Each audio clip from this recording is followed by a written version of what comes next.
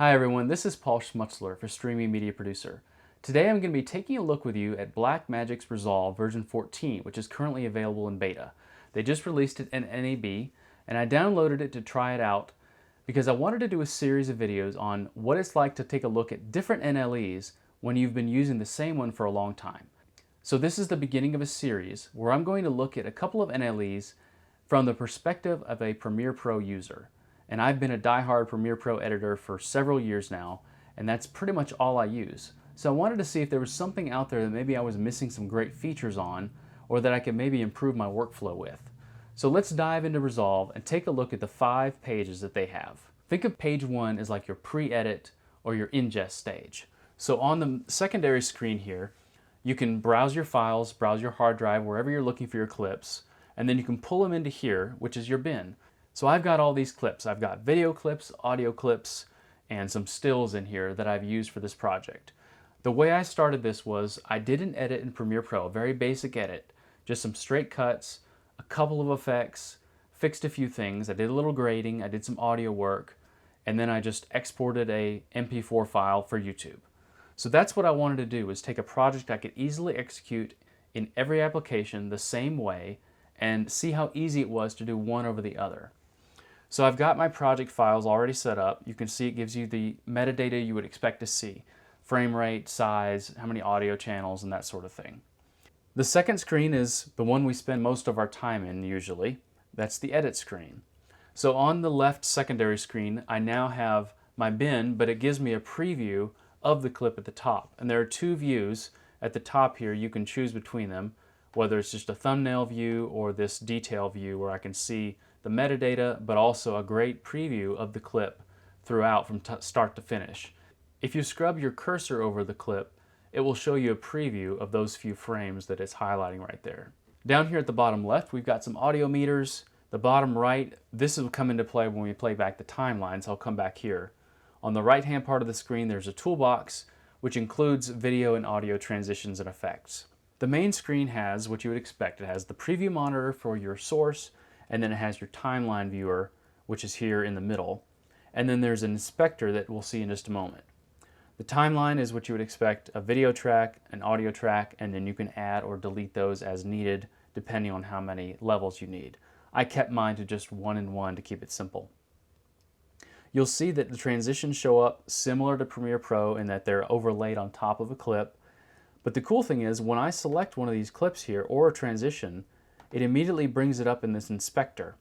And that's great because typically in Premiere Pro you have to double click and then it brings it up into your source monitor here, and then you have to click over to the effects panel so that you can then make changes to it. So this is nice in that even though I'm losing some screen real estate where I might want to see these images larger, I can just simply one single click on something and immediately adjust things here. And of course, then I can see what happens immediately in the timeline viewer here. Another great thing is audio is easy to fade in and out. That's the most basic thing we do with audio, right? So I can grab this little thing that looks like a marker and drag it to the side to affect how far out it fades. So it's really easy to make that change without having to apply an effect or make a keyframe or something. The other nice thing is the keyframes can easily be dropped down here so that you can make changes on the fly very easily.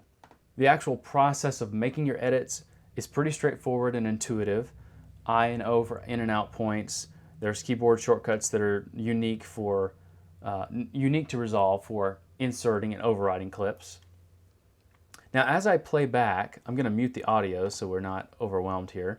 As I play back, on the left screen here, my secondary screen, you'll see that there's some black lines that are highlighting different clips. Basically this shows me as it plays what is actually being used on that clip. So it shows me the name of the clip and it shows the audio that's playing, which in my case I only have 1 audio track, so that's the only one that's being highlighted. It never moves. After you finish your edit, you can either go straight to the grading page or you can skip to the audio page. Let's go in order, so we'll get to the grading page. When I first got into the grading for Resolve, I was overwhelmed. There were so many buttons, there were so many scopes, it was just, I didn't know where to start. So I asked Blackmagic, I said, for a basic editor, someone who's not an experienced colorist, how would you suggest that they start with grading in Resolve to keep it simple? And I was told to use two basic features in the grading page. First, it's the curves. Curves are pretty simple. Even somebody who's worked in Photoshop or some other photo editing application knows how to work with curves. If you don't, let me give you a crash course. It's very easy. You have your different color channels, and they're represented by the color of these bars here. The bottom left is the shadows. The top right is the highlights. When you click on one of these bands, it creates a point that you can then move towards the shadows or towards the highlights. And then you pull it up or down diagonally into the corners to affect that particular range of color. So moving this bar, the reds up or down in the mid-range or the shadows or the highlights, you can see affects the images differently. The color wheels can be a little intimidating still, especially if you don't understand what lift, gamma, and gain and offset are. But if you just look down here at the bottom, they do have some simple controls like contrast. Everyone knows what contrast is. You can even adjust the pivot, which affects the contrast. And then, of course, saturation and hue affect the actual color of what's on screen. There's a second panel to these down here, which also gives you color temperature, tint, and then down at the end, shadows and highlights, which will also be more of a granular change to your contrast. And I noticed that there was nothing in here that was very simple just to grab an effect like a Lumetri panel and just throw it onto a clip. But then I found this little automatic button, and I realized that you could let Resolve do a few things on its own without having to adjust every single thing yourself. So if you have an annoying client that you don't want to put a lot of time into their grading for, you can use that. Or if you just need something quick and that looks fine, just click that A button and it'll get you started. The other thing to me that was a little surprising was the fact that these effects under Open Effects at the top right-hand corner are available under the grading page. You would expect to find them in editing because that's usually when we apply effects like fixing a camera shake or applying these unique image effects. But they actually consider that a part of the grading process. Grading effects are kind of lumped together here. You'll see that this clip here has some camera shake to it.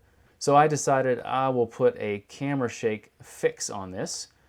So I will drag it onto the node here, and then I'll go to the tracker page, and then you can stabilize it here.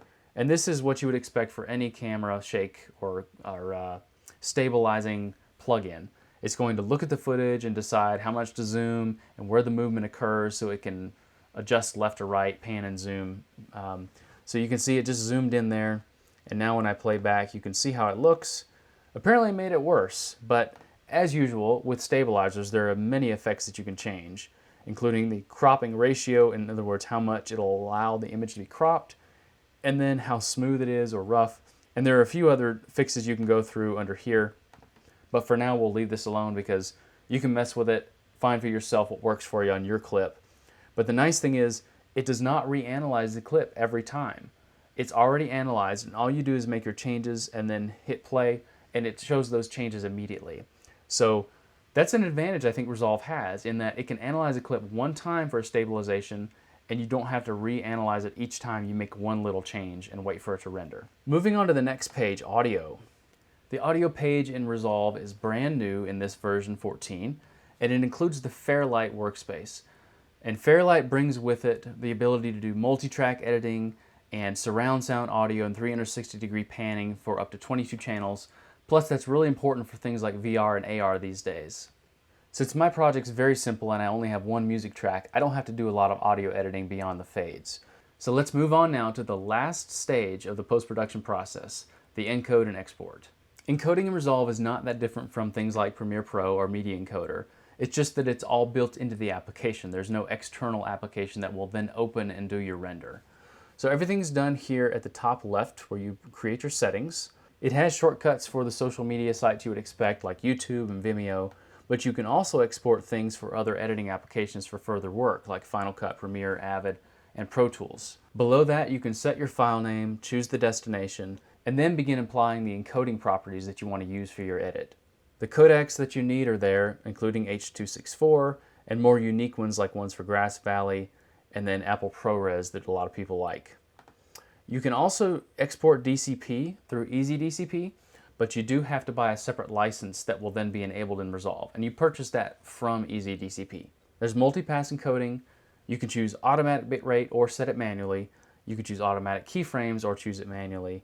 And you can also set your audio to compressed or uncompressed audio depending on your destination. Once you've chosen all the settings you need, you add it to your render queue, which pops up over here, and this allows you to do multiple encodes with one click of the render button. One thing you'll have to remember if you're used to being a Premiere Pro editor is you're typically opening Media Encoder and doing all your encoding outside of Premiere Pro. But in Blackmagic's Resolve, you're forced to render inside of the application only, which means I cannot go to another page and continue editing any other project. I have to wait till this render is finished. So that's an overview of my experience with Blackmagic Resolve from the perspective of a Premiere Pro editor. If you'd like to try version 14 now in beta for yourself, just go to blackmagic.com and download it. And if you're interested in the studio version, which includes some collaboration features, you can purchase it now for $2.99.